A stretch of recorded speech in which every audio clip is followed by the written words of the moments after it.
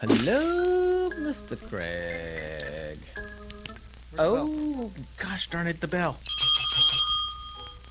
Hey, Mr. Craig. Mr. Jason. Now, here Mr. we Craig. have Mr. Jason. Here we Mr. have Craig. Mr. Jason. I'm Mr. gonna Craig. I feel like you're throwing me off. So here, and I'm sitting exhausted. We've been going for 6 hours. It's a big day today. Woo! Let's get through this bumper. Seems like a week ago we did this webinar that we did this morning. Yes. There was almost 200 people on there, huh? That's true, yes. It was a lot. Pretty cool. So thank you everybody who was on there. Can you imagine if every one of them subscribed on YouTube and on iTunes? And Yeah, tubes in a tunas. Yeah, that's right. Pretty little thumbs up or a thumbs down, whatever. It doesn't matter. Just give us one or the other.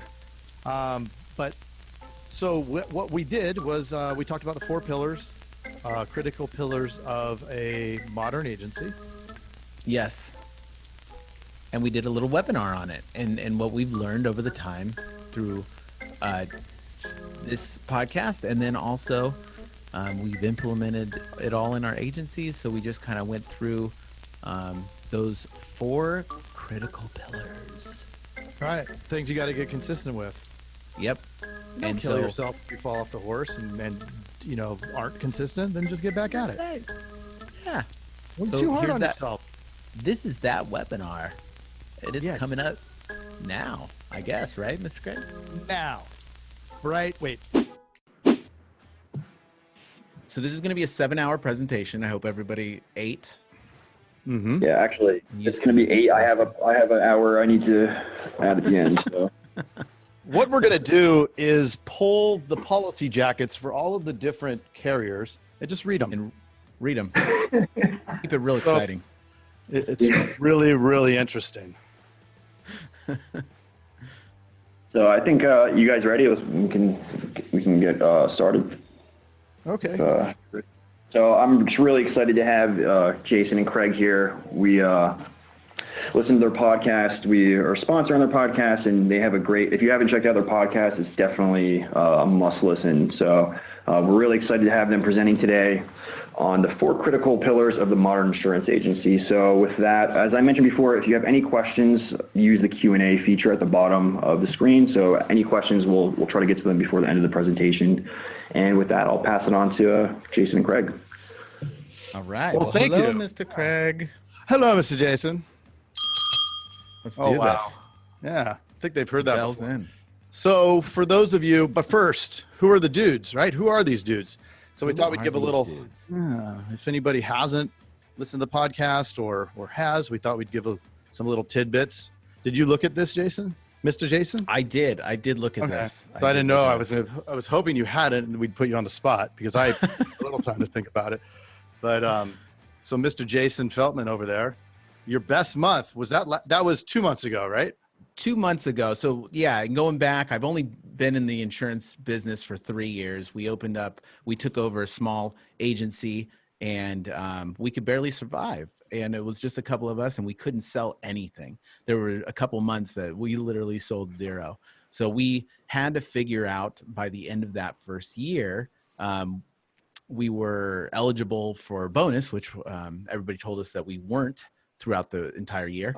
So we had to figure out in 2 months how we can sell X amount of autos at the end of the month or at the end of those 2 months, and we were eligible for bonus. So that's when we started getting into leads, and we dove in deep.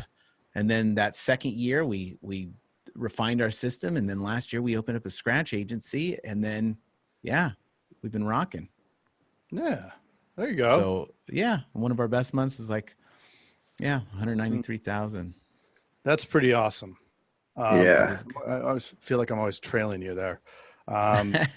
Well, and I've been in the business longer. I bought my first agency in 2008, and then the market crashed, and we were losing 90,000 in premium a month. And I thought, what the hell did I just do? So it was pretty gnarly. And somewhere in that time, there was a 12 item month. I went back and looked at 56.72 in premium, and that doesn't help replace the 90K. But we got it turned around. And before that, I had been financial advisor at Merrill Lynch and some other oddball jobs. But yeah, so and then the best month was just last month. So 234 items, 117K. And really at the end of the day, it just would take a little more. There's a bad word I could use, a little more gumption, and just pumping more cash into the equation. And I think that I could very easily be at the next level, up there with that almost 400 items, because you put the money in, you follow the process, and it just spits the money back out on the back end, as long as you're watching everything carefully, right, Jason? Right, Mr. Jason? Yep. Yes. I mean, yes. And I think we'll get into it, but even when we'll get into it. We'll go down that road. So we'll get into it. Yeah. What was your, go ahead. That's what we do. Yeah. What was my what? What was your biggest failure? Your biggest setback? Biggest setback. I mean, I would say insurance. Yeah. So before that, I was bartending. I was straight up bartending, going to school full time and raising a bunch of kids. So, I just, the nightlife wasn't for me, and got into doing this thing, and we took over an agency, and they weren't digital at all. It was just files everywhere. And so the biggest setback, I think, was at the beginning, where we just didn't even know what we're doing, like how to sort through files. I hate paper.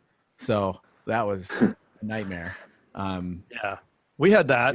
There was about 40. I had about 40 file cabinets when I bought this thing. And I'm like, what the hell? And then they're like, oh, you need to keep them for 7 years. Right.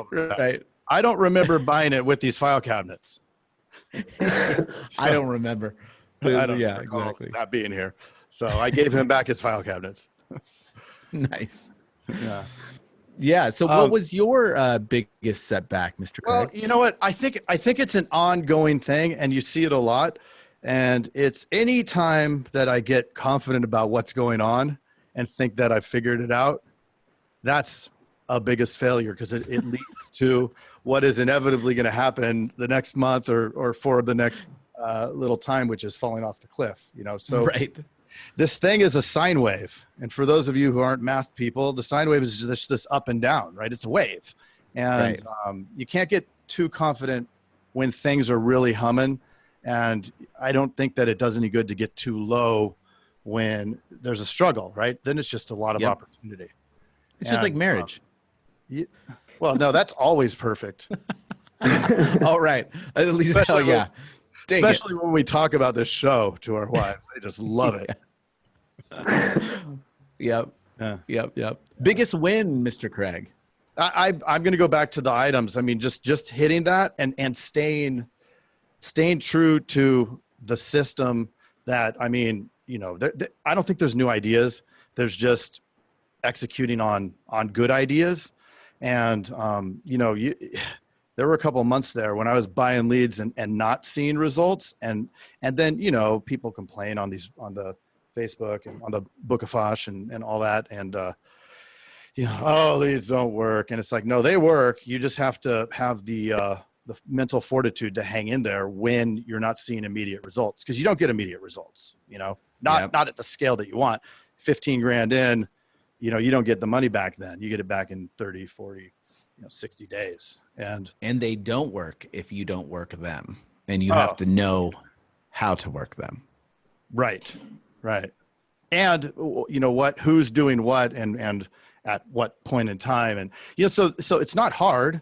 It's just challenging to enforce and make sure and create the oversight, the systems and processes to hold people accountable. That's it. That's it. I guess that's it. So we're done. All right. Great talk. Next deck. How about you? What was your biggest win? Honestly, it was when I think it was the end of that second year when we just figured out, we started running those leads, and that second month of doing it, we sold like close to 90 items, me and one other dude. And it was like, it was like a light bulb went off, right? That like, oh Yeah. my gosh, It actually works. there's a way to, yeah. And it was like that light bulb moment of realizing like, you got to have a process. And if you follow that process, there's there's an actual result that will happen. Right. And sticking to it, because there's a trail. There's such a long trail, or there can be at times. Yep. And I'm so grateful to you because, you spent 2 years and however many hundreds of thousands of dollars to figure it out. And then, I was able to compress that into 3 months because I hadn't done leads. I mean, I'd done leads, I'd bought leads, but not done them right. The leads suck, right? That it's easy to blame the lead company when you only call the lead one time. I'd say that right. Or 2 times or 3 times. But if you're calling them 30 times, all of a sudden something happens, Yeah, you have to build the machine. You definitely have to. And I always tell people to start off with one person. Build the machine with one person. Feed them a ton of leads. Fail fast and figure out exactly like your scripts. Figure out exactly the process to navigate through there, and then wash, rinse, repeat. And then you can. It's got to be written down. Everything's got to be written down so that you do that. The first day, okay, we got to call them 7 times. The next day, it's got to be 6 times. Next day, it's got to be 4 times, or whatever it may be. And follow the process, the string of emails, all that stuff. I mean, you have to know because, and then when you're running leads like that, if you're running 10 leads that go through 6 calls a day, that's, 60 calls that day. And then the second day, if it's 5 times, you know what I mean? That's 50 calls plus your new 60 calls. So that's, you know what I mean? Like you got to figure out like the math and how it works. It's an exponential growth in the amount of activity that has to get done. And if you're thinking that there's a lot of the solo agents that's not going to happen. And then even the LS or, the producers, I don't think that it's their best activity to be calling those leads, right? To be expected to call 400 dials. And that's how you burn somebody out. But we're going to get into that. Yep. Yeah. Let's go to the next page, Mr. You want to? Okay, Mr. Jason. So there may not be new ideas. I don't think there's new ideas. In fact, they're so unnew that we stole the 4 pillars that we do for our podcast, the things that we focus the spotlight on from Tolga, because he came on. And I mean, this is why we created the podcast to help everybody else, to give you ideas. I mean, if you can extract one little nugget of knowledge from what we banter about, then we've done our job. And we've also selfishly been able to connect with people that I know for certain there's no way I'd ever be able to talk to. Robin Sharma, Garrett White. I mean, it's crazy. Tolga wouldn't talk to us, but I did on my personal podcast today. I talked about that you are the asset. So as you're building your business and as you're running your insurance agency, remember you are the asset. So you invest in yourself, like learn this stuff, because then you don't have to worry about the business that much, because you know that you know how to do it, and now you know how to run it, and Yeah. Well, don't be, everybody gets so fearful. Oh, if I spend this, I'm going to lose that money. No, it's an investment. And sometimes you're going to not get an ROI on whatever you spend on, but you learn something from it. People pay how many hundreds of thousands of dollars for college, which in the end is mostly bullshit. I mean, so if you lose $5,000 trying a strategy, well, okay, you learned something. If you can meet other agents or listen to a really good podcast that'll help, help that learning curve, great. You don't have to spend as much. Yeah. So Tolga had it best. The 4 pillars that he stole from somebody else, which is hire, the 4 things that every agent needs to do in their agency more than anything else. And it's hire, train, motivate, and make it rain. Make it rain. Craig, can you explain what that means? Which one? Hire? Yeah. I'm just kidding. Oh, well, hire. Well, we'll get into that. We're going to break them all down, but make it rain. I would say it's the marketing that drives the opportunities for your producers. The days of handing them the phone book well, some of you on this don't even know what a phone book is. The days of handing a Excel spreadsheet to your producers and saying, start dialing, I mean, those are gone. If if that does not give you a competitive advantage as a hiring person, when you put on your hiring hat for your agency, to have them cold calling. Mr. Jason, would you agree? Yeah. I mean, and Right. if you do, I mean, I suppose you could do that, but it's really going to burn some people out. Yeah. I don't know if they can scale that. Yeah. They're best. It's all these things like, we can say, oh, I can do that. Well, yeah, you can do that, but is that the best use of your time? I could compile spreadsheets, right? But I could also hire a college kid to compile spreadsheets. And then because I can't create more time. So if I pay somebody $10 an hour or whatever the minimum wage is in your state, some college kid to do, clerical work, then I'm saving money by spending that money because I can do a higher value activity. The same way that your producers, them cold calling, that is not a good use of their time. Them quoting, that's a good use of their time, and that should be the only use of their time, right? I mean, that's what they're there for. There's a barrier to entry to become to become a producer, right? So they have to get licensed, all of these other things, they have to be trained. Well, why would you have them doing cold calls when there is no training or anything required to do cold calls? Right. Got to have them quoting the activity that generates the results for them. Yep. Which then you win. And the make it rain is you want to make it rain for your agents, because they don't want to, like, you can have the best agent in the world. If they're sitting there and they don't have a list, like a bunch of leads, there's no way they're going to get over it. Like, right. Salespeople like to move fast. They don't want to, they don't want to be bored.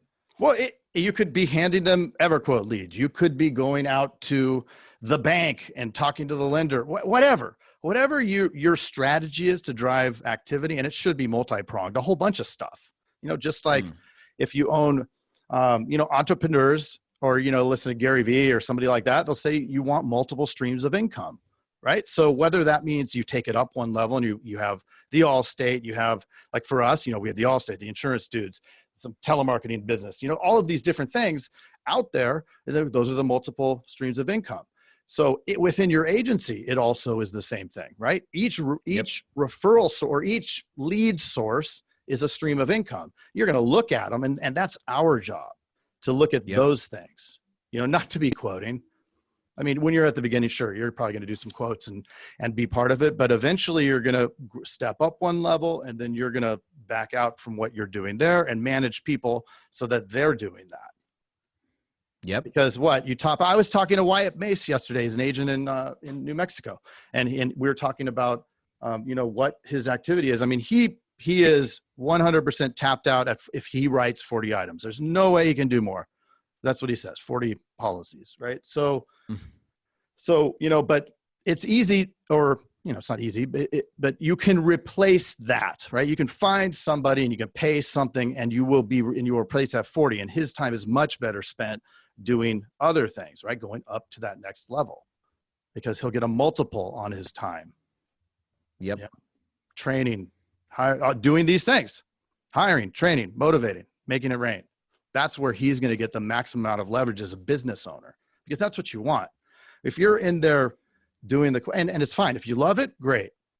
But, I don't love quoting and dealing with this stuff. You don't? Like no. Yeah, I know. It's sorry. The secret's out, but that's okay, because I'm going to find people that can. And I mean, I am not in it to be a producer. I'm in it to be a business owner, and you need to get leverage as a business owner, right? Leverage your time so that you're doing the things you want to do, which is like this. So, we could be quoting right now, or we could be talking to everybody else and providing tremendous value and learning. Love it. So let's go to the next Let's page do of the it. deck. Hire. Do you want to, let me just say one thing, and then you pontificate. Okay. So it's my opinion, and also I believe Jason's, that one of these roles that we do when we put on our hiring hat is think of it in the same way that you would think of how your producers are quoting, right? It takes a certain number of dials to get to a quote or a contact, and then a certain number of contacts to get to a quote, and then a certain number of quotes to get to a sale. Well, same thing holds true in hiring. I've heard it over and over.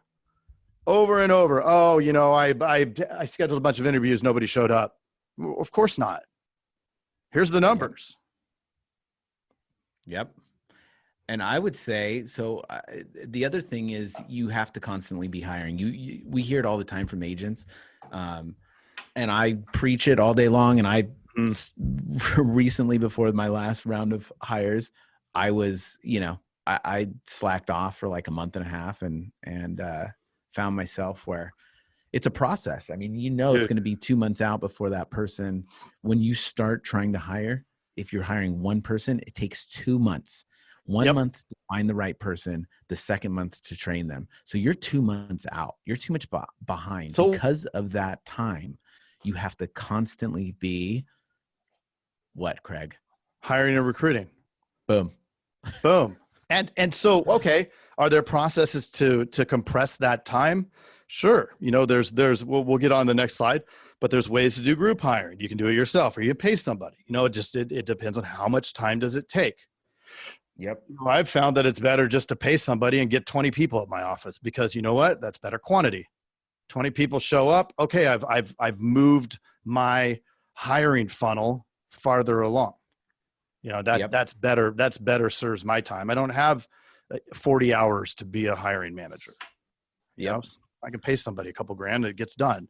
Then I can spend that other time on revenue generating activities, on the interviews, right? Yeah. There's only 168 hours in a week. How are you going to use them? And then I love you. Yeah.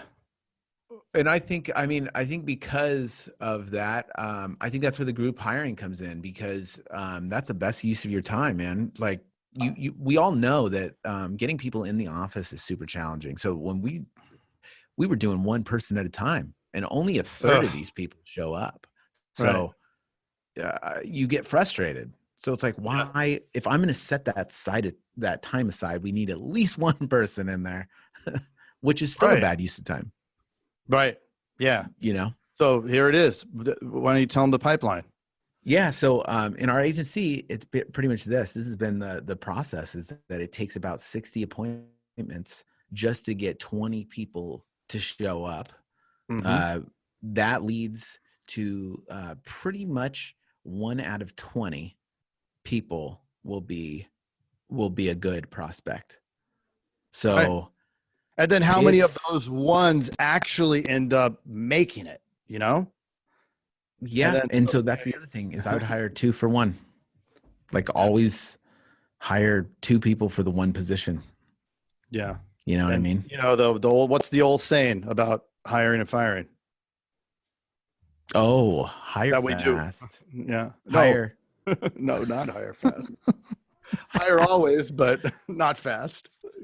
Right? Fire slow, right? Fire fast. And it's just, we're agents, so we're all good dudes and dudettes, and we're nice, and we don't want to do it. But man, if they're costing you money and you have resentment and you don't like going to your office because they're there, just get rid of them. What are you doing? They're not happy. You can't want it for them more than they do, and it's not going to change. They're not going to flip the light on. It may be our fault that they're not good, but the habit's been created, and it's really hard. It's really hard to change their habits.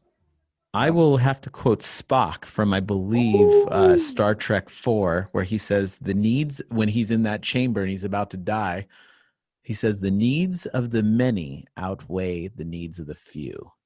So the bottom line is this, like, as hard as it is to get rid of the cancer, if you don't, you're affecting everybody, yourself, everybody around them. Yeah. So it's like, you just got to do it. Yep. And if you don't have that good culture, holy moly. And they will wreck it. One person will wreck it. 100%. Yep.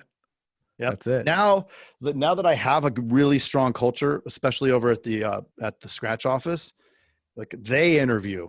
I have them. So first they get first it's a group interview. Then I'll meet with them. And then if I like them, and I like everybody, so I have to be careful. So I toss them to the wolves. Like they group interview that one person. And boy, is that uncomfortable. Georgina brought up it's the wrath of Khan. That's right. Luckily, my wife doesn't listen to any of this stuff. Otherwise, she would have been upset with my lack of Star Trek knowledge. See, I'm Star Wars, so I don't even know who Spock is. I'm Star Wars too, but kidding. she's more of Star Trek. We even named our son Riker.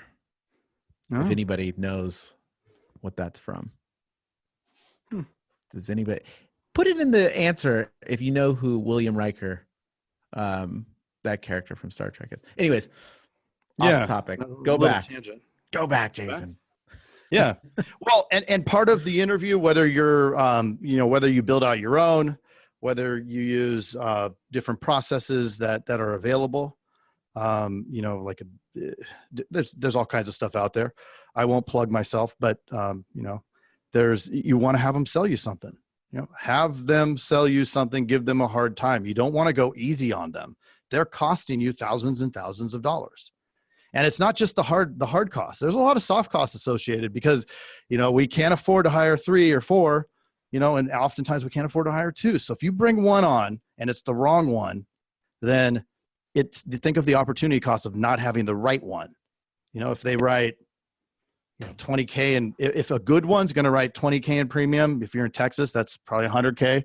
But, depending on where you are, it's the opportunity cost of losing what would have been written if it was the right one, right? And what does that translate into revenue? If you're an independent, you're getting 18% on new business, and they're writing 5,000 instead of the 50,000. That's a lot of money, right? That's a lot of lost revenue, and you don't ever get that back. Yep. We hired. We've drilled it in why it's important to hire. We have some insurance dudes episodes here that are very that really hire centric about hiring. Yep. Yeah. So Dave Williams, team hired on both 1 and 2. One was one a coffee talk. I don't know. They're in there. Yeah, they're in there. You can find them. I think you can search iTunes and it'll come up. I think Jason calls it iTunes. iTunes, yes. iTunes, yeah. And then Neil, my business partner over there for Agency Vault, the sales strengths identifier. It works. It's awesome. Take a gander at that. You can hit the website, try one free. But really good stuff. Listen to it, and you'll get a good understanding of how and why to look for. But again, Dave's system is really good at compressing the pipeline, so you get to more candidates faster. And there's a cost associated with it, but it's also, I think, worth the trade-off. You got anything to add on that? Nope. I think that's 100%. Awesome. Train. And this isn't the choo-choo train. Nope. No. My son would be really excited. Yeah. Oh, he would. Yeah. I wish he had one of those whistles. Right. Daily meetings. Yep. I mean, very important. It's so important, and it's so easy to get away from. And hey, I see that there's a lot of chat and questions. I can't pull them up, so can you keep your eye on those?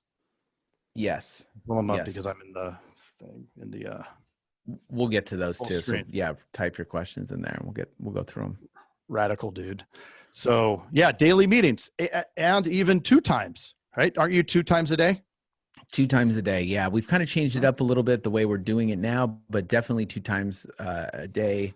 And definitely it keeps everybody unified. I mean, remember, it's a team, so everybody works together. Like, it keeps them all talking to each other and like supporting each other. And it also gives you good insight, good analytics of where everybody's at. It's very easy when they start talking to each other to see where they all are at. Especially when you have multiple locations, to do it on Zoom. Everybody's seeing each other. You're creating a lot of camaraderie when they're on the thing. I mean, we have fun. We're laughing, having a good time, practicing our 7 steps. Yeah. whether we're looking at overcoming objections or rapport establishment techniques, whatever we're doing, we practice. And I mean, we are not a bunch of Allen Iversons out here. We have to practice. Yep. Now it's the Kobe versus Allen Iverson. Who has more championships and who practiced more? Right. 100%. You have to practice, and you never get there. You're never there. Even a black belt still goes to the gym and still practices forever. Right. Yep. I mean, listening to calls could quite possibly be the most important thing that you can possibly do. Yeah. I don't think there's any sports team at the professional level that doesn't watch the tape. Yeah. And it's at its very simplest form. If you hear yourself talk, no one is very self-aware of the way they talk, and nobody wants to listen to themselves talk. So it's a little bit of a struggle, a barrier to entry. But like, honestly, if you just sat down with a sales producer, let them listen to their own phone call, and then send them back to their desk, that alone would change the game for them, because they don't even understand like how they sound, and neither do we. Yep. So it really does help. Like, don't feel like you have to have this inspiring talk afterwards. You don't. Like, you just, what works, and at its simplest form, have them answer it. Like, what did you like about it? What didn't you like about it? What do you think you need to improve on? Awesome. Cool. Yeah. Next. I read a stat somewhere that it's something like 80% of licensed sales producers in the insurance space haven't ever had sales training. And we're here talking about selling the most difficult sale that there is. I mean, maybe selling Lamborghini is more challenging, but you know what? Actually, the people they're high intent, right? Nobody likes insurance. You can't touch it, look at it, or feel it, and everybody thinks it's a commodity. So what the hell are we doing? They're just saying, go sell it, and they have to figure it out. There is no way they will be successful. And we are selling the Lamborghini of the company that we sell for. We're selling the Lamborghini of insurance. So it costs more. So if you can't build the value verbally and connect, you are 100% going to lose. Yep. 100%. Guaranteed. And then complain. It's really hard in my state. I think I've probably spoke with an agent from every single state, and it's remarkable because every single state has the most challenging rates. Yep. And I want to get to the Q&A. So let's cruise through this. Yeah. So everybody has to have a script and a sales framework. And honestly, it doesn't just start with what you know, write it down and improve upon it. The worst thing you can do is not have anything. So anything is better than nothing. Start there. That which is measured can be improved upon. Right. So if you don't track and measure, then what are you, you're just, it's like being in the middle of the ocean without a GPS thing. You're just kind of we're the only industry that doesn't have any, that will allow people to sell stuff with no plan. I can't believe it's incredible. You'll hear some, like a sales producer from any agency, and they're doing a lot of they don't know what they're talking about. They're stumbling on their words. They're not building value. And it's like, dude, you do quotes every day. How do you not? It's the equivalent of a golfer taking a different swing every time they get up there. Right. It's insanity. Why wouldn't you create consistency? Because the people are typically going to be different in each thing. So you have to figure out, remain consistent. So you're going to hit that middle, right? You're gonna get more people. But if you try to switch it up in the same way that like, remember how I said, we're going to look at their credit, then we're going to do a pitch differently. And you're like, dude, what? No, you have to create the consistency. In fact, it's more important on the people that are likely not going to buy to have that same conversation, because you get better. You're going to get more objections, more excuses why they don't want to do it from the ones that we're likely not going to close. So why not practice with those? Practice in the worst case scenario. You teach yourself to suck. Like that's what I tell all of our producers is like, if you're deciding like this person sucks and you give a crappy presentation, then you're teaching yourself to suck. There you are. So then. Literally in the physiological level, you're changing the neurons in your brain to follow a path of least resistance by going down that road and saying, this guy sucks, I'm not going to be able to close him. Then the next call, there's a little piece of you that wants to go down that path instead of the hard path. I mean, everybody takes the path of least resistance. Yep. Everybody.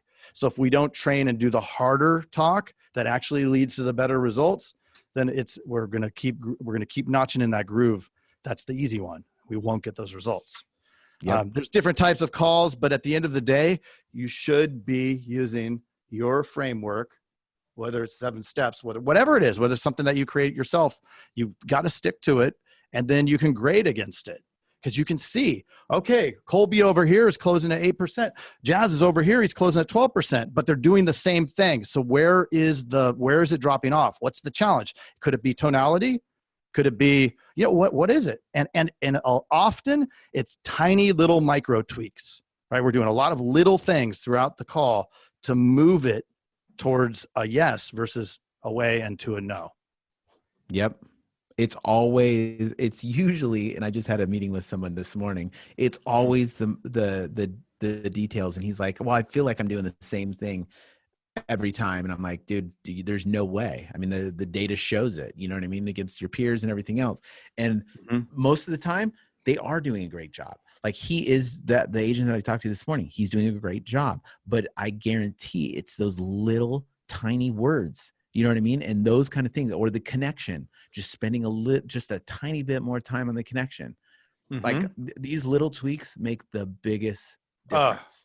Totally. I love, like, one of the things that you've said, and we'll skip down, talk about anything other than insurance. This call has to deviate away from the product. Everybody hates insurance. It's totally like the dentist. I mean, who is jumping up out of their seat to go to the dentist? Well, guess what? We're worse than the dentist. They don't want to come here, right? They don't want to talk about it. They don't care. The competitors have spent billions of dollars to say that it's a commodity. So we have to meet them where they are. I love what Jason has here, where, we meet them where they are, because the moment you start talking to them right now, it's the price, it's quick, and it's easy. That's what they want. So you have to give them what they want.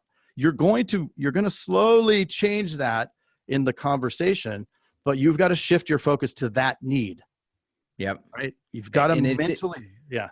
It's in that order too. They care the most about price.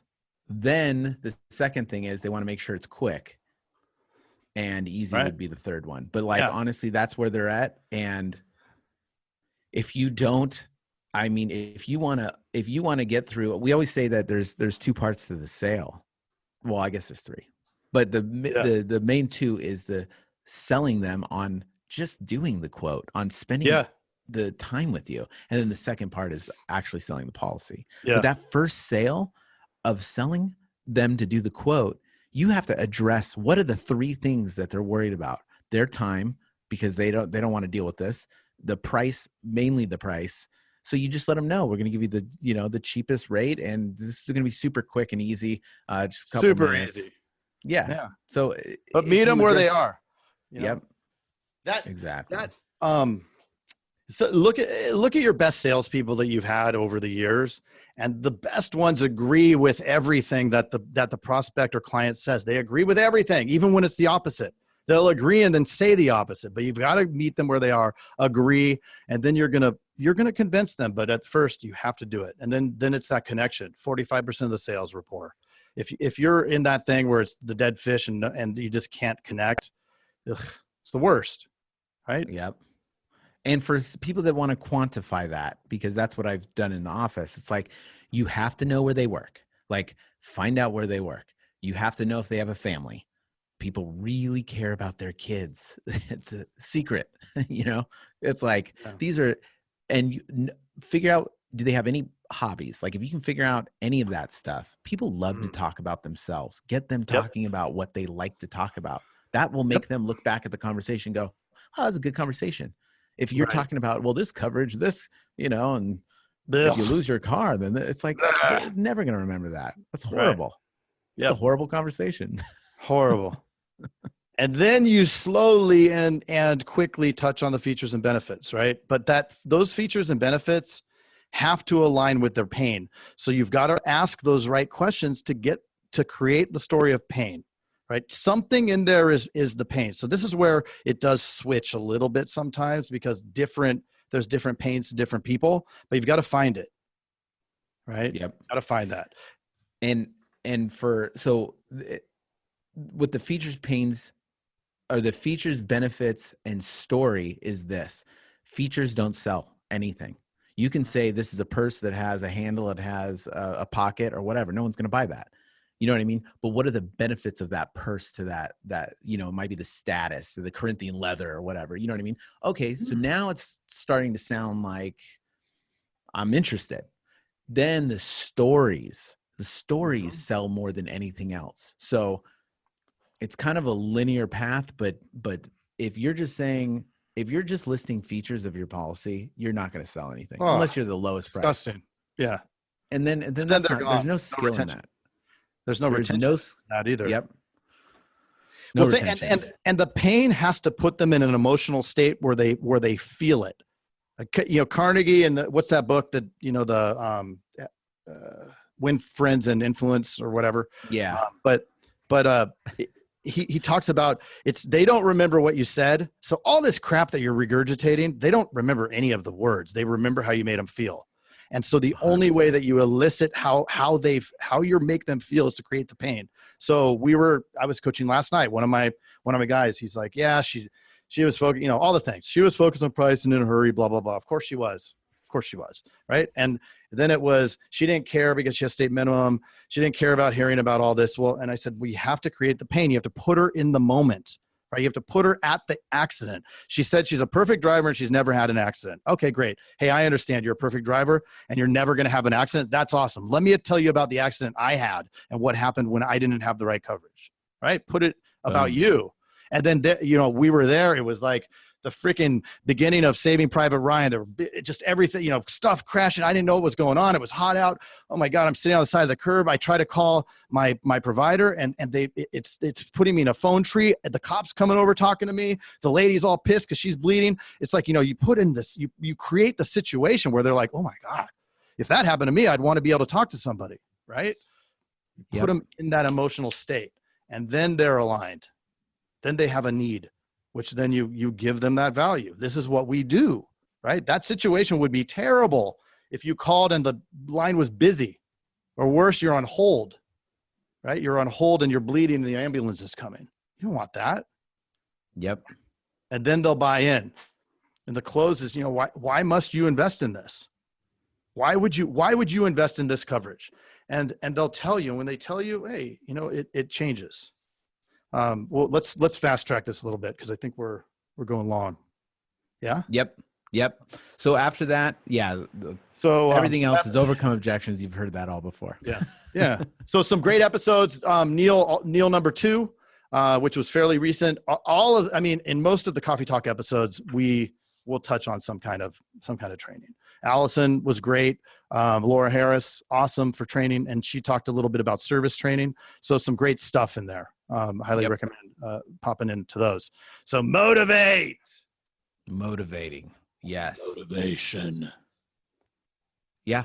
Some stuff that we do in both of our agencies are, we run sales contests frequently. We do the daily meetings. We started doing peer-to-peer coaching, which helps on all levels, the morale and everything else.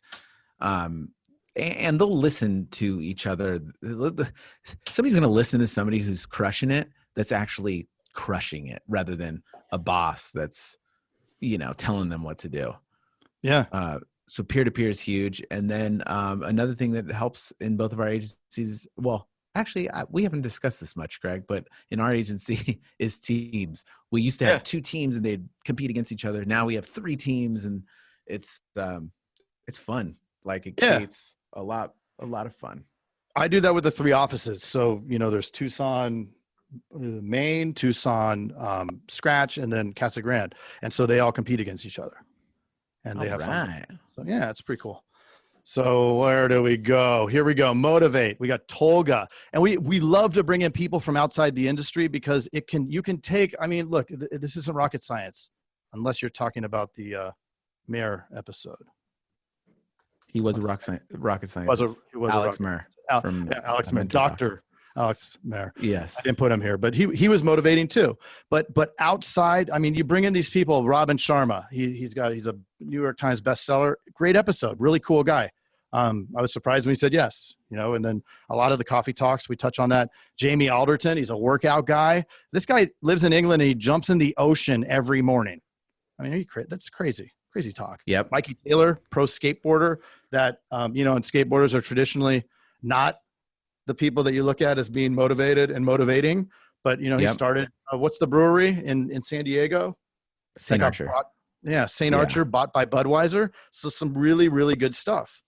And with this, it's key to not only motivate your team, but motivate yourself. Like, you have to be motivated. It's impossible to motivate other people if you're not motivated. So you have to keep yourself sharp and you have to keep yourself motivated. Right. Doesn't mean you have to be there 24 hours a day, but you have to inspire, right? Leaders must inspire. And you create the vision and they'll follow, right? If they believe that you're in it. Make it rain. So what everybody's been waiting for. Let's talk about them leads. Oh, get them leads. Does anybody know any lead companies around here? I'm just kidding. Yeah, get them leads. EverQuote has a great program with the AGP. It's awesome. You get a good deal on them. Pump them through. But again, if you don't have the right system, if you don't have a lead management system to help you quantify, your contacts, your quotes, your sales, it's tough to get really good at managing them. Yep. Yeah. And I would say, so you got to keep giving them leads. And so what does the lead cycle look like? Well, a lot of agents will buy leads and then they stop and they're like, oh, this sucks. So not only do you have to have a process, but there's different life cycles within the lead. Like, if you're buying 100 leads a day, your cost per policy for that first day might even be non-existent. Second day still might be non-existent. The 1 week, it might be $500 a policy or $600 a cost per policy. Then your 1 month, it might be down to $400 a policy. Yep. But your 3 month life cycle, all of a sudden you're down to $100. I mean, I'm literally down to, between all the leads that we're running and stuff, we're down to there's sometimes that we're down to $60 cost per policy. And they're like, oh, and then somebody jumps in like, oh, I want a $60 cost per policy.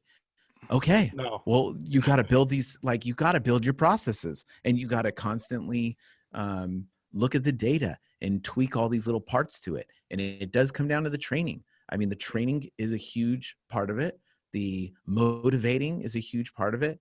The process, the process and everything else. So it's like, that's how you reach the promised land on this. And you have to you have to realize that there's a 3 month cycle on all leads. So when you start getting involved in this, if you're buying 10 leads a day, give it 3 months before you have the appropriate data to make an informed decision on this.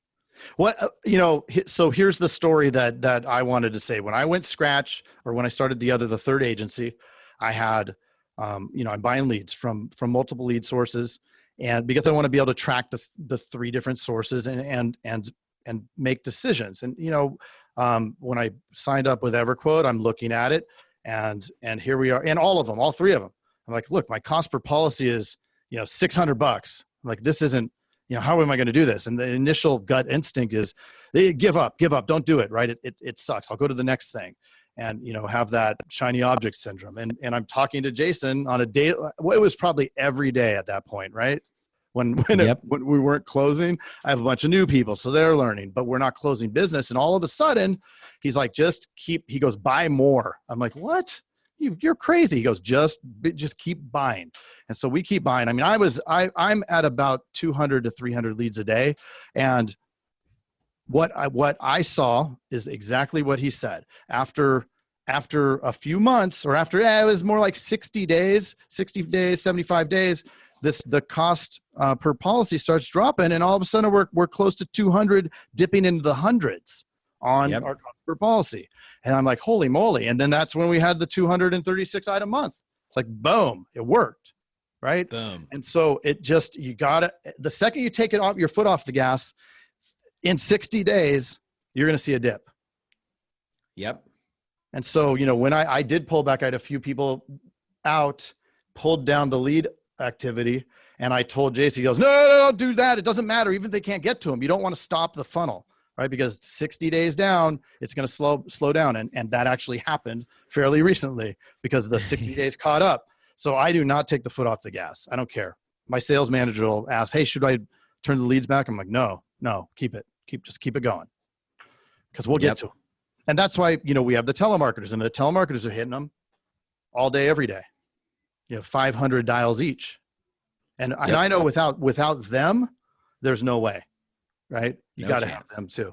Because you know, like Jason said, it's exponential, the number of calls that have to be made.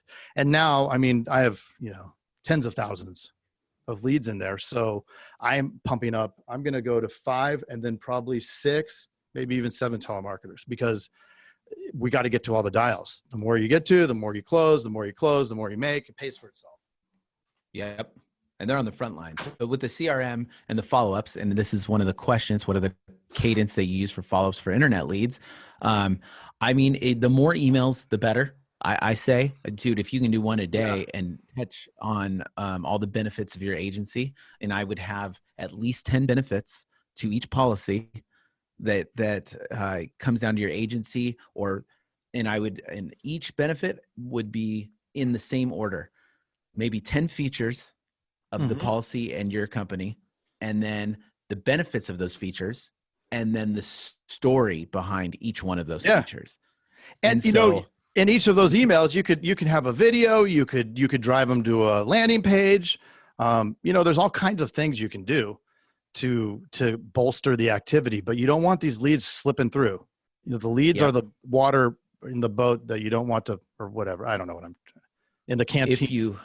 If you can do texts, I mean, dude, that's awesome. And if you can't, and you have to be compliant, you have a company that you have to opt into them, tell them to opt in while you're on the phone. Okay, we're going to send you a text. Just to reply YES, make it as simple as possible. Let them know it's actually YES, because anything else doesn't work. Tell them YES, do it while they're on the phone. Okay, I got the text. Now you can text them in the future. And then the call follow-ups, the minimum I would say I would do, the minimum is 654. So 6 the first day, 5 the second day, and 4 the third day. That would be the minimum. And then I would call them at least 1 to 3 times every day for the rest of the month. Mm-hmm. Yeah, some of the people that we're closing are 30th call, 30th dial. Right. 35th dial. I mean, I'll look at them like, oh, where'd it come from? Oh, it was an EverQuote lead. Great. I'll look at it and, you know, look in the back end. It's like, holy crap, we called them 40 times. I mean, who else is calling them 40 times? And I know, you know what? There's still 111 people on here. Out of the 111, one person will do this. And that's why who cares? I'll tell everybody in my market, nobody's going to do it. So it's fine. Right. You know, I mean, yep. I want everybody to do it, but you know, because it works. But and the more you can dial those, I mean, we have a 90-day dialing cycle. So, you know, we're closing some, you know, 90 days out. So, it's really, you got to make sure that you're making a ton of dials. We're making, our agency's making about 6,000 a day. Right. And then you keep those leads alive too, because you get them before the 90 days. You have, hey, it's okay to keep calling you. You have record that they said it was okay to keep calling you. You're good. You know? Yeah. So who makes it rain? These are some really, really strong episodes about marketing, making it rain. You know, that you can translate some of the information from that to this. You know, Delaney, that's a Willy Wonka guy, right? He was great. Yeah. David Meerman Scott, we have a lot of music talk at the beginning, but it's really good stuff. He's got some great knowledge nuggets in there. Cody Askins, Riot Hanley, the Matheson brothers. These guys have a different business. Like they're now not agents anymore, but they built from a $10 million agency to a $100 million agency. Yep. And they made it rain. And there are more episodes for each one of these sections. We have 130 episodes or something like that. So there's a ton of gold nuggets throughout each one of these. So it's a good idea to just, I mean, this is honestly what we do to keep ourselves motivated, learn new stuff. Like we're learning a ton of stuff. And there's a question that came in that I really want to address. Are the telemarketers paid hourly or paid for the quote? They need to be held accountable for quoted transfers to your agents. So it has to be whatever system you want to do for that. But do leads get annoyed with so many calls and voicemails? Okay to leave. Okay, so voicemails I think are pointless. I don't even listen to my own voicemails. Waste of time. Yeah, so I don't do that. And then literally a waste of time. Getting annoyed when you're doing volume. Yeah. Yep. This is the thing. It's the 95-5 rule.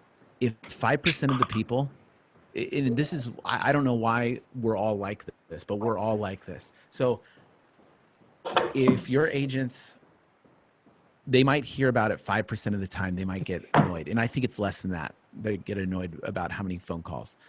But here's the deal. Do you want to cater to the 5% of your leads, or do you want to cater to the 95%? 95% of them won't be pissed. And actually, we get people all the time like, wow, you guys are so persistent. Thanks so much. Nobody wants to deal with insurance. So once we get a quote, we'll call back. And eventually, they either call back, which they almost never do, but they'll pick up the phone one time like, you know what? Thanks so much to keep following up with me. I'm so sorry. So think about it. You just got to look at it from their perspective. They're out enjoying their life. They keep getting a call from this person that they quoted with that hopefully connected with them well. Well, they're like, I can't do it right now. I don't want to do it right now. There's going to be a point in time where it's like, bang, they're ready for it. And hopefully you made that call that day. And if you didn't, they at least know every time that day, this is what I tell my agents, every time they see your number, it puts you back on their mind. So it's very, very important to call them every day. And even when you quote them, call them back every day. Don't lead with the quote, lead with their dog. They talked about they love little Buttons. Yep. Yeah, how's Buttons doing today? Oh, okay, Buttons. Great. Like just talk about the other stuff. Like you don't have to say, how was the quote? It's like, who cares? Just say hi. Some people are like, what do I talk about? It doesn't matter. Just call. Be human. Like that's straight up. That's our, you guys, we're going to be replaced by robots, right? Well, the people that can't connect will be, because that's our competitive advantage as people. So the connection is what we all need to get good at. And the good thing about that is the connection. We started learning how to connect with people at the age of 1 when we're looking at our parents, and we couldn't talk, but we liked the eye contact and stuff. Like connect with people. Don't be afraid. Yeah, saying that are they going to be annoyed is just call reluctance and an excuse not to call. They're either going to be annoyed or they're going to buy. That's right. It. If they're annoyed, fine. Wait till they're annoyed and they tell you don't ever call me again, because you want an outcome from those calls, which is either put me on the do not call list, or you know what, something happened yesterday with my agent over at XYZ Insurance. I am ready to switch. Like literally, we have had people that yelled at us the first call decide that they want to work with us on the 35th call. It's persistence, and it's fine if they get pissed and they tell you go put on the do not call. Fine, great. You're buying enough leads. It doesn't matter whether you're buying 10 or you're buying 1,000. It's the same formula, and whatever you can do to take your producers off the front line where you can maximize the amount of time that they're on the phone quoting, that's what you need to do. It's imperative.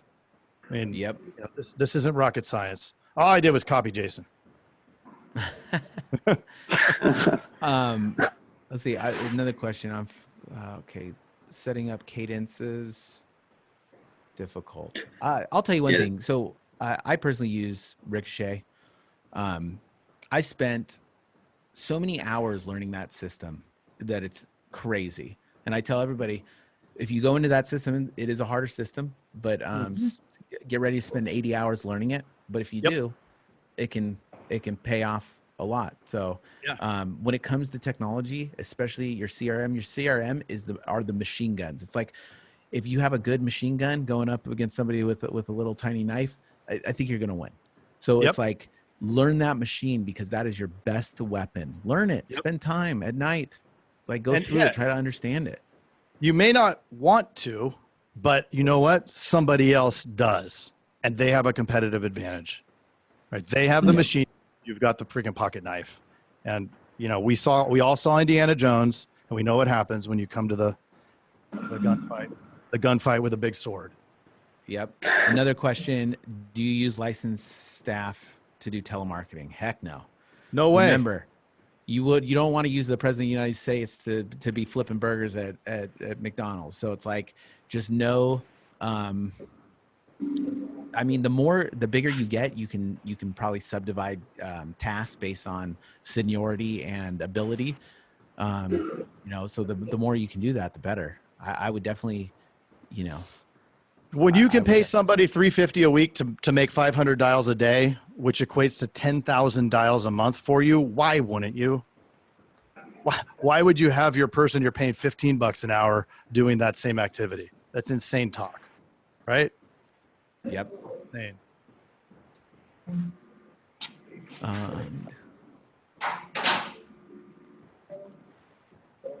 What other questions? There's a few questions about cadence. You guys kind of covered that a little bit earlier. What's your process? What cadence do you use to follow up on internet leads? Yeah, it's just, you know, to make it simple, big numbers in the front, and then you slowly drip out, but you don't give up.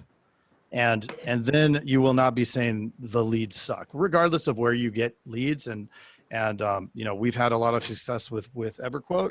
So we continue to use it. And it's a great program. They give a lot of support too. You know, some people who may not have that technological prowess, you know, you have a, what's the business consultant. Yeah, the business consultant. So mine's Brianna.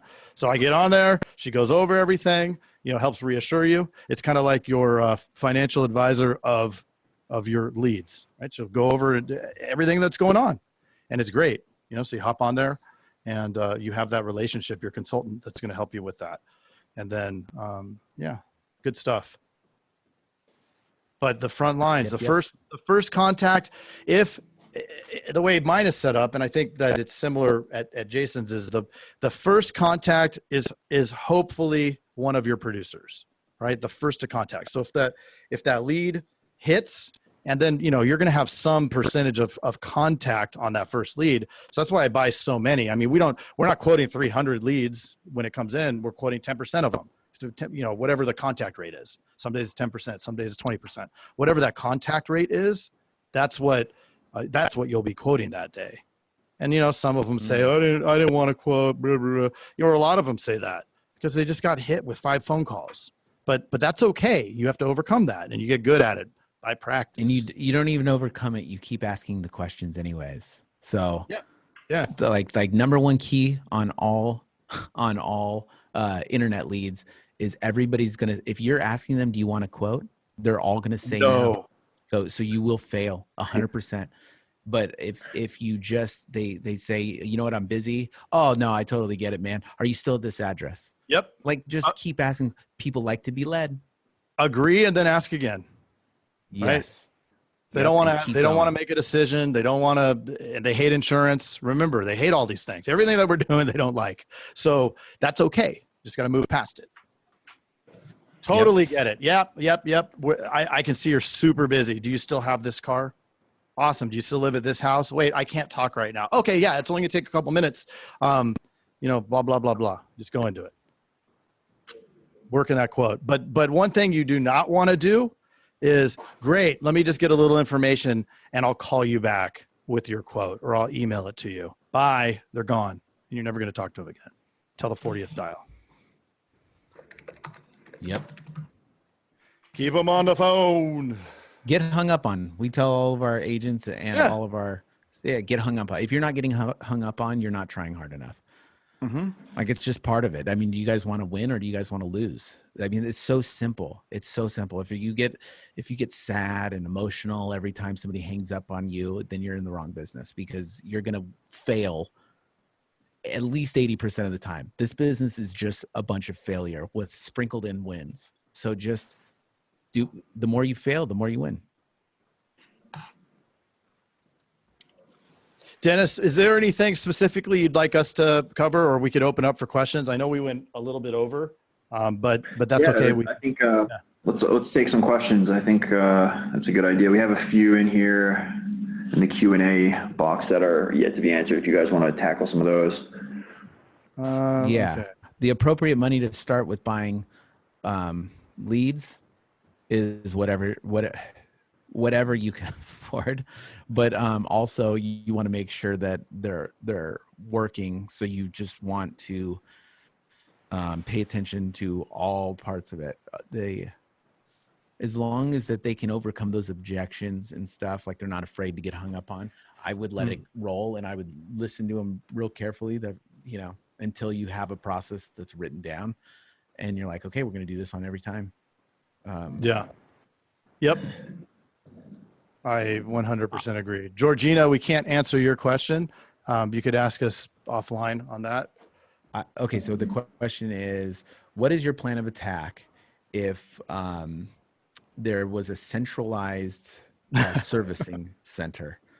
I'm not. I would do that. I mean, this is the bottom line, is with all this stuff, it's not our company. So who cares? I mean, honestly, so you just have to, whenever there's a problem, us as entrepreneurs, we just need to solve it. So if that's the case and it lowers the percentage that you get paid back, then you need to go super deep in the sales and figure out a way to cash flow that. I would say this is that if I had to do that, I would figure out a way to win at it. Do I want to do that? No, because I think I can catch wins by servicing it myself. I like more control. Right. But I think there's more opportunity. Every time that you have an inbound call, whether they're a client or not, those calls are opportunities. And if you have service people that aren't turning them into opportunities and just want to sit around and do endorsements all day, then you better find somebody who actually will be a hybrid. Like I no longer have any straight service people. They're either hybrids where they do service and sales, or pure sales. And I give them the opportunity. I will not have my service people do sales, just because I think it's two different personalities personally. So what we do is we have them set up quotes and set up life appointments. So, and they have a certain amount that they got to do, and they do it. And then I want my salespeople, I want my closers closing, because they're better at closing. My service people are better at servicing. You know what I mean? Yeah. Kelly asks how many leads you'd recommend. I'd say 20 to 30 a day per producer. That's my number. You're about that, right? It's whatever your system can handle. I'm doing about 40 a day per person, but it's because I have telemarketers and they can handle it. It's pretty intense, but that's why I'm ramping up mine. It just depends what your contact rate is and all that other stuff. So what's your lead time? Like how long does it take to close those specific leads? Are they service and sales producers? Are they just sales? There's a whole bunch of factors that go into that. 100%. Okay, so setting up a cadence within a certain CRM, I don't know. I would invest a lot of time into just learning the CRM. I would just spend a lot of time. And if that CRM doesn't work, use a different one, as long as whatever company you're with will allow you to. Mm-hmm. You want to handle this one? When do you consider a lead dead? When they tell you bad words and say, do not call me again. I mean, until they say, do not call or take me off the list, it's not dead. They could scream at you, but if they didn't say, take me off your list, they're still a lead. And we've closed some of those. And they apologize. Yep. Sorry, I was such a jerk. Sorry. You know what? I don't know why I yelled at you. I love it because I say this. Well, what happens if they get mad about calling? Well, we take this really seriously. I know this is really important. This is you and your family's life. So it's very important. If you don't want us to call, I don't want to waste my time either. So we'll take you off the list. It's as easy as that. Yeah. Yeah. It's almost like you flip the script. Like, this is so important that's why I'm taking this seriously. If you don't want to take it seriously, if you don't want to take this seriously, then I can't force you. Back to hiring. I recently cleaned house and have only one service person now. I'm doing most of the selling, but bogged down by the service work.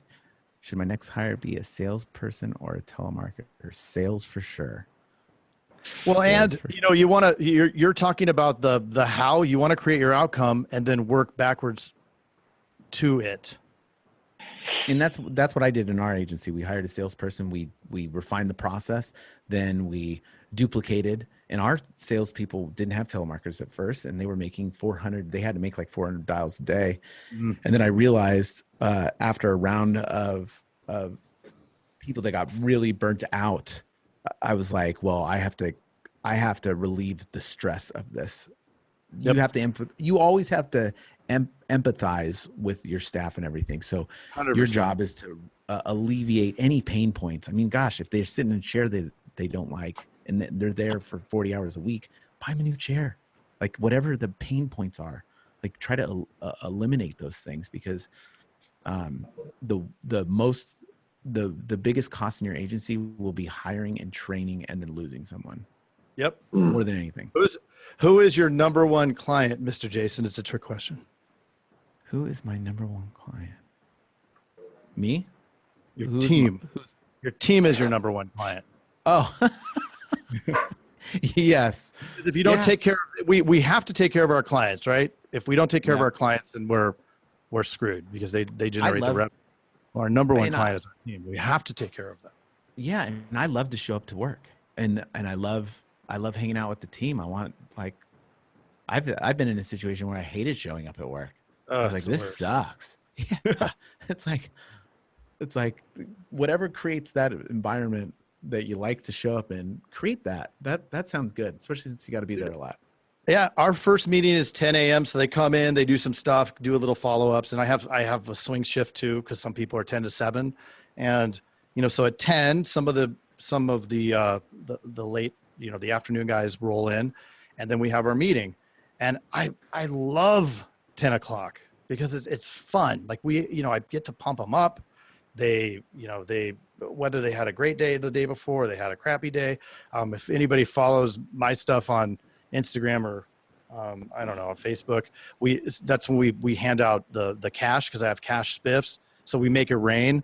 Like, I'll do the thing with the money, where I get a bunch of $2 bills, because they remember. Like, it's goofy, but if somebody has $100 in spiffs, I'm throwing 52s at them. Like, now they don't have any, Chase doesn't have any 2s anymore because I took them all. But it's a lot of fun. You come in with these fat stacks of 2s, and you're passing them out. They have a good time, and they remember. And they're going out and they're spending 2s, and the people go, "Why do you have all these 2s?" My boss at XYZ company hands this out. He's really awesome, right? Like, they're going out and they're advertising for you. I mean, it's fantastic. Yep. A couple quick questions. When you consider a lead dead? Never. You can call them up until the law allows you to call them from the time that they opted in. And then past that, you can always drip email them. Just your data is an asset. Keep it going. And then try to keep it for yourself. Yeah. What are your quote rates, close rates for these leads? I look more at the cost per policy. Yeah. We're looking at the wrong metric, right? This is 2020, we have analytics. You want to look at the cost per policy. If we get bogged down in the quote rate and all this other stuff, it doesn't matter. After 60 days, you have good data and you can make a decision. If you go 60 days in and your CPS is still $500, there's something wrong, right? It's either the quality of the leads or the quality of the process. And I would look at those cost leads. Per sale. Right. What did I say? CPS. I don't know. I just acronyms. I'm always confused. Yeah. Cost per sale. So that's your acquisition cost. right? What is this is what every business that runs like a business looks at what the cost is to attract those clients. And then you know, not to go too far down the weeds, you want to look at the lifetime value of those clients, right? If you're selling them as a commodity and you're selling on price, your lifetime value is very low because they're probably not going to stay after the first renewal. But if we're doing it the right way, you have them for 5 years, 6 years, 7, 10, right? What's the lifetime value of somebody paying $3,000 every 6 months? A lot, right? Yep. So well, let's do that. So that'd be $6,000 a year for 10 years. That's $60,000 in premium. So that's $6,000 in your pocket. The lifetime value of a 10-year client paying $3,000 every 6 months is $6,000 in your pocket. So what would you pay to acquire that client, right? And I would that's a rough metric right there. That's a very rough. But it's something to think about. And this is why we talk to the people that we talk to that aren't even in this industry, because there's a lot of people that aren't even, cost lifetime value. I don't even know what that is, right? It's something you need to consider, learn about, and it helps you. A lot of these things, maybe you can't exactly quantify it. However, it's good to at least have an idea of that thing. Yep. I think we should talk about that on today's Coffee Talk. Maybe we will. Yeah. And so if you guys want to know anything about like telemarketing, you can reach out to us too. Cause we actually, we know we've connected insurance dudes with telemarketers to help out agencies. So and Facebook marketing and leads.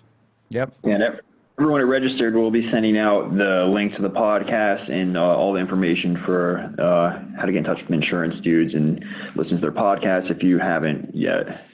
Yeah, we'll also we're gonna get this right. Can we get the hard copy of it? Whatever you call it, file. We'll upload it to iTunes and everything, so it'll be in there. And of course, as always, it's sponsored by EverQuote. Yes. Oh wait, I believe there's a deal for EverQuote, right? They can go to go.com/insurance dudes. Insurance dash dudes, the middle dash, not the lower dash. I'll send that link out to everyone too, but we have a special offer for insurance dudes listeners going on right now. Ooh, I like a deal. A deal. Well, thank you, Mr. Dennis. This was great, Mr. Dennis. It was awesome. Yeah, awesome. Great. I'm so glad you guys are able to join us today. For sure. Yeah. Anytime we can help, we'd love to. So, and you can get us on in any of the groups. There's a plethora of different Facebook groups that we're involved in or admins in. Obviously the best one would be the Insurance Dudes group. So that would be the one. Hop in there and join it. There's a picture of these two ugly mugs there. And, we put links for all kinds of different stuff that you can get, and we're trying to help. And, if you have questions, ask in there. Yeah, I think your first line of question asking, do in one of the groups. We'll try to answer for everybody. Because sometimes our messenger can get a little clogged up. Yeah. And, or we'll just address it on a show. Yeah. To help. And if we address it on a show, maybe we'll send them a t-shirt. Ooh, I've got a stack. Like it. Yeah. So, all right. Well, thank you, everybody. Mr. Jason, thank you. Thank you. Thank you, thanks Dennis. everyone for joining us. Yeah, thank you guys for joining us. Excellent presentation today. I appreciate it. Thank you. Yeah. All right, everyone. Take care. All right, guys. Take care. Bye. Hey, you've got to check out the Insurance Dudes Inner Circle coming soon, where you get extended interviews as well as live coffee talks in our private Facebook group. Join the mailing list today at theinsurancedudespodcast.com. Hey, thanks for checking out the Insurance Dudes. Hey, please subscribe. We got some really great stuff coming out.